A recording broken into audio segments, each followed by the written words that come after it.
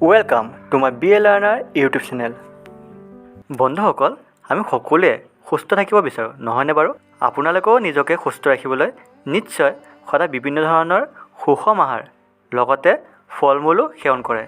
এই ফল মূলবোৰৰ ভিতৰত আপোনালোকৰ বহুতে নিশ্চয় আপেল খাই বেছি ভাল পায়। হয়, আপেল মোৰো প্ৰিয় ফল হয়। তেন্তে বলক আজি আমি ভাল পোৱা এই ফলবিধৰ বিষয়ে কিছুমান আকৰ্ষণীয় তথ্য জানিবলৈ চেষ্টা কৰোঁ। আপেলক ফ্ৰিজৰ বাহিৰত ৰাখিলে 10 গুণ বেছি সোনকালে পকে। আপোনালোকে আপেল পানীত উপঙি থকা দেখিছে। ইয়াৰ কাৰণটো বাৰু আপোনালোকে জানেনে? আপেল এটা কিয় পানীত উপঙি থাকে? ইয়াৰ কাৰণ হ'ল আপেলৰ আন্তৰিক ভাগৰ 25% অংশ বায়ুৰে সৃষ্টি, যাৰ বাবে আপেল এটা পানীত ডুব নাযায়, ই পানীত উপঙি থাকে। পৃথিৱীত প্ৰায় 7,500ৰো অধিক আপেলৰ প্ৰজাতি পোৱা যায়।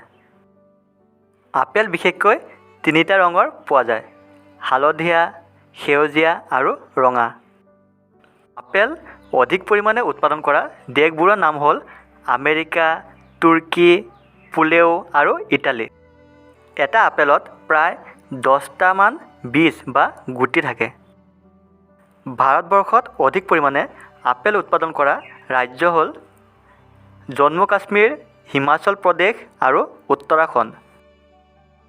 বৈজ্ঞানিকসকলৰ মতে পৃথিৱীত প্ৰথমবাৰ আপেল উৎপাদন এছিয়া মহাদেশৰ কাজাখস্তান নামৰ ঠাইত হৈছিল।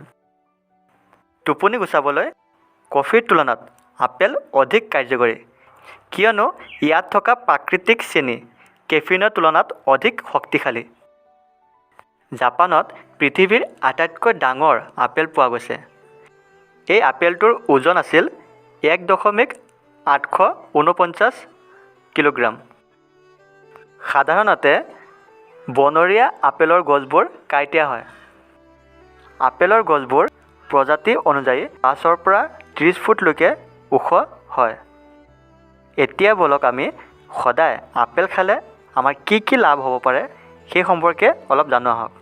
আপেলে আমাৰ দাঁত সুস্থ, সবল আৰু সাফ কৰি ৰখাত সহায় কৰে। আপেলে আমাৰ হাৰ্ট সুস্থ ৰখাত সহায় কৰে। গৱেষণাত পোৱা তথ্য অনুযায়ী সদায় আপেল সেৱন কৰা লোকৰ কেঞ্চাৰ হোৱাৰ সম্ভাৱনা বহুত কম থাকে। আপেলে আমাক টাইপ 2 ডায়েবেটিছৰ পৰাও ৰক্ষা কৰাত সহায় কৰে। আপেলে আমাৰ শৰীৰত কলেষ্টৰেলৰ পৰিমাণ কম কৰি ৰখাত সহায় কৰে। ই আমাৰ শৰীৰৰ হাড়বোৰ মজবুত আৰু শক্তিশালী কৰি ৰখাত সহায় কৰে।